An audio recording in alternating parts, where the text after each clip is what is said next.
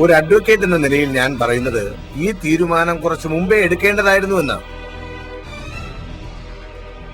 പെട്ടെന്ന് ഇവിടുന്ന് മാറി നിൽക്കാന്നൊക്കെ പറഞ്ഞാ സാഹചര്യം അതാണെങ്കിൽ പിന്നെ നമ്മൾ അങ്ങനെ ചെയ്താലല്ലേ പറ്റൂ.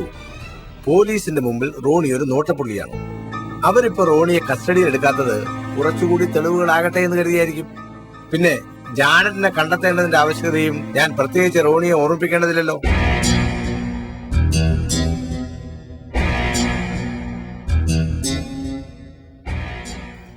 സാറിന് മധുരാകാലല്ലേ? ചായയിലെങ്കിലും മധുരമായിക്കോട്ടെ, ജീവിതത്തിലോ അതില്ല.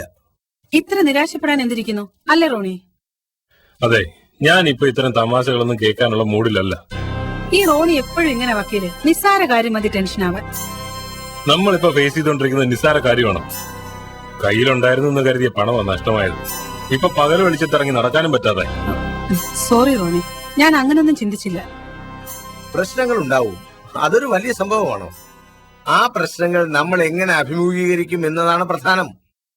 അതനുസരിച്ചായിരിക്കും ജീവിത വിജയം ഉണ്ടാകുന്നത്. പറയാൻ എളുപ്പമാ. അവനവൻ ഇങ്ങനെ ഒരു സിറ്റുവേഷൻ വരട്ടെ, അപ്പൊ കാണാൻ പേടിച്ച് മാളത്തിൽ കയറുന്നു. റോണി, ഒളിവിൽ പോവുക എന്നുള്ളത് ഒരു വലിയ സംഭവമല്ല. നമ്മുടെ രാഷ്ട്രീയ നേതാക്കന്മാരും സാംസ്കാരിക നായകന്മാരും ഒക്കെ പലതവണ ഒളിവിൽ പോവുകയും പിന്നെ തിരിച്ചു വന്ന് അതൊക്കെ ഒരു അനുഭവമായി പറയുകയും എഴുതുകയും ചെയ്യാറുള്ളതാ. അവരെ പോലെ അല്ലല്ലോ ഞാൻ ഒരു സാധാരണക്കാരനാണ്. ഇപ്പൊ ഒരു പിച്ചക്കാരന്റെ അവസ്ഥയിലും. എന്താ ഇത് റോണി, പറയുന്നതിനൊരു ലിമിറ്റൊക്കെ ഇല്ലേ? ഞാനിപ്പോ ഒളിവിൽ പോണമെന്നാണ് വക്കീലിന്റെ അഭിപ്രായം. ഇല്ല, അതെ, അതാണ് നല്ലത്. ജാനറ്റിനെ കണ്ടുപിടിച്ചാ പിന്നെ പ്രശ്നങ്ങൾ നമുക്ക് പരിഹരിക്കാവുന്നതല്ലേ ഉള്ളൂ. അതുവരെ ഒന്ന് മാറി നിൽക്കുന്നു. ഞാൻ എന്തായാലും മാറി നിൽക്കും. എന്റെ സുഹൃത്തിനോടൊരു സ്ഥലം പറഞ്ഞു വെച്ചിട്ടുണ്ട്. അപ്പൊ കാര്യങ്ങളൊക്കെ തീരുമാനിച്ചിട്ടാ ഈ ചർച്ചയൊക്കെ? ഞാൻ പറഞ്ഞിട്ട് റോണിക്ക് ഒരു വിശ്വാസവും വരുന്നില്ല. അതാ സാറിനോട് ഇങ്ങോട്ട് വരാൻ പറഞ്ഞത്. സാറ് പറയുമ്പോ റോണിക്കൊരു ആശ്വാസം ആവുമല്ലോ.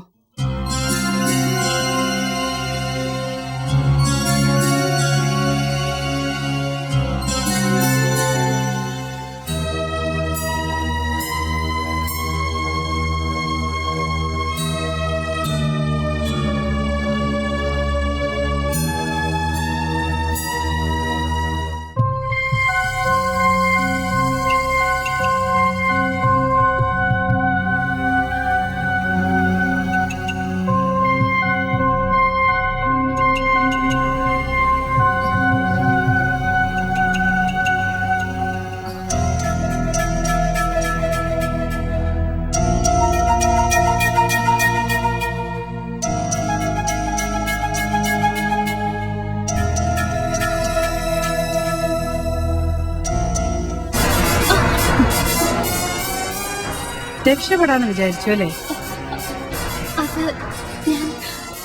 നിന്നോട് ഞാൻ എല്ലാം പറഞ്ഞതല്ലേ.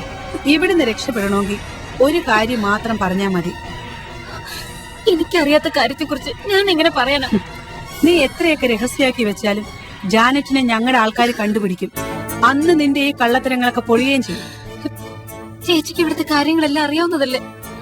ജാനറ്റിനോട് ഞാൻ ഒരു അടുപ്പവും കാണിച്ചിട്ടില്ല. ഇവിടെ ഉള്ളവർക്കാർക്കും ഒരു ദോഷം വരുന്ന ഒരു പ്രവൃത്തി എന്റെ ഭാഗത്തുനിന്ന് ഉണ്ടായിട്ടില്ല.